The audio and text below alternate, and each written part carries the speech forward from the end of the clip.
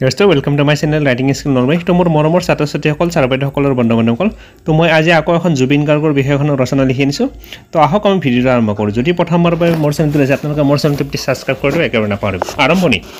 অসম মাটিৰ সুসন্তান জুবিন গাৰ্গ যাৰ নামে এক বিশাল পৰিচয় বহন কৰে অসমীয়া সংগীত জগতত যদি কোনো এজন শিল্পীৰ নাম অম্লান হৈ থাকে তেন্তে সেই নামটো নিঃসন্দেহে জুবিন গাৰ্গ তেওঁ আছিল একেদৰে কণ্ঠশিল্পী সুৰকাৰ গীতিকাৰ সংগীত পৰিচালক সংগীত প্ৰযোজক অভিনেতা চলচ্চিত্ৰ পৰিচালক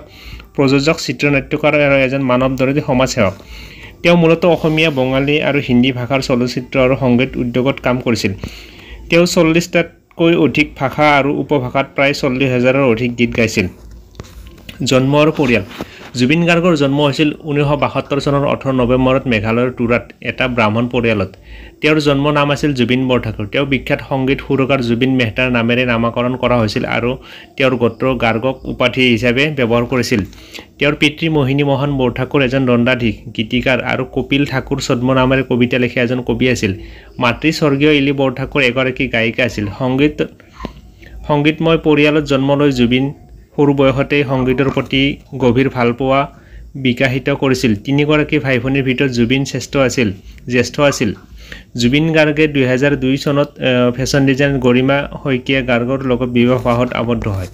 শিক্ষা আৰু সংগীত যাত্ৰা জুবিন গাৰ্গে উচ্চতৰ মাধ্যমিক শিক্ষা জেবি কলেজ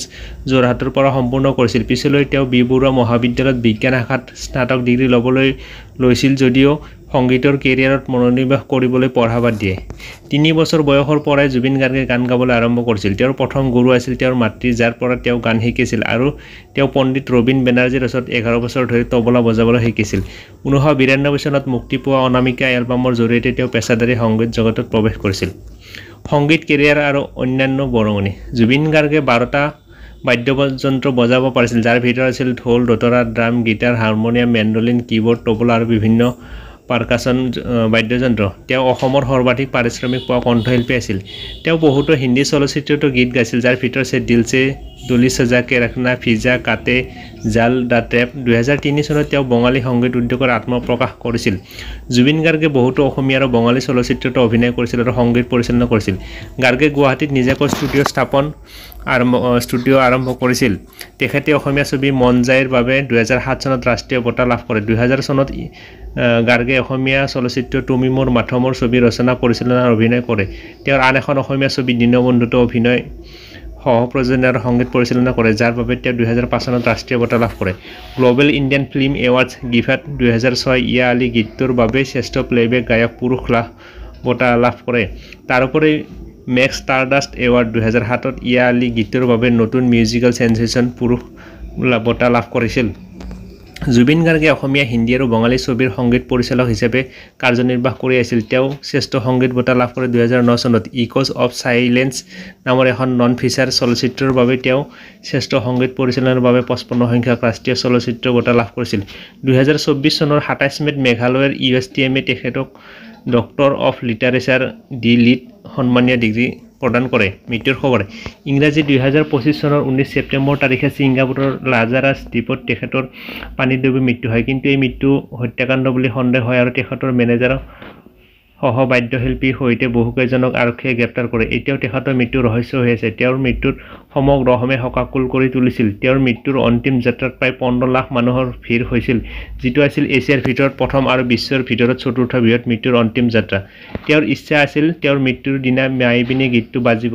আৰু সেইবাবে জাতি ধৰ্ম নিৰ্বিশেষে মন্দিৰ মছজিদ আদিতো গীতটো বজোৱা হৈছিল তেওঁৰ মৃত্যুৰ হত্যাকাৰী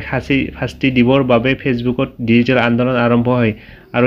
#জাষ্টিছ4জুবিন গাৰ্গ নামেৰে এই হেশটেগটো আৰম্ভ হৈ প্ৰায় 5 মিলিয়ন অতিক্ৰম কৰে সামৰণি জুবিন গাৰ্গ এজন শিল্পী এজন চিন্তাশীল ব্যক্তি এজন সমাজকৰ্মী তেওঁৰ জীৱন আৰু কৰ্ম অসমীয়া জাতিৰ বাবে এক অনুপ্ৰেৰণা তেওঁ দেখুৱাইছে সংগীত কেৱল বিনোদন নহয় ই সমাজৰ প্ৰতিচ্ছবি জাতিৰ আত্মা তেওঁৰ মৃত্যু যদি এক শূন্যতা সৃষ্টি কৰিছে তথাপি তেওঁৰ সৃষ্টি চিন্তাধাৰা আৰু তেওঁৰ প্ৰভাৱ সদায় জীয়াই থাকিব প্ৰতিজন অসমীয়াৰ হৃদয়ত তেওঁৰ মৃত্যুত প্ৰতিজন অসমীয়াই কান্দিছিল আৰু এতিয়াও এই সমাধিত দিনে নিশাই হাজাৰ হাজাৰ মানুহ উপস্থিত হৈ প্ৰাৰ্থনা জনায় তেওঁ এজন ভগৱানৰ অৱতাৰ আছিল বুলি ক'লেও ভুল নহ'ব তো এইখনে আছিল ভিডিঅ'টো তো জুবিনদাৰ মৃত্যুৰ ৰহস্য হৈ থাকিল এতিয়ালৈকে তো তেওঁৰ মৃত্যুৰ আমাক ন্যায় লাগিব তো ইয়াৰ বাবে অসমত এতিয়ালৈকে আন্দোলন চলি আছে তেওঁৰ মেনেজাৰ গ্ৰেপ্তাৰ কৰা হৈছে তো আমাক ন্যায় লাগিব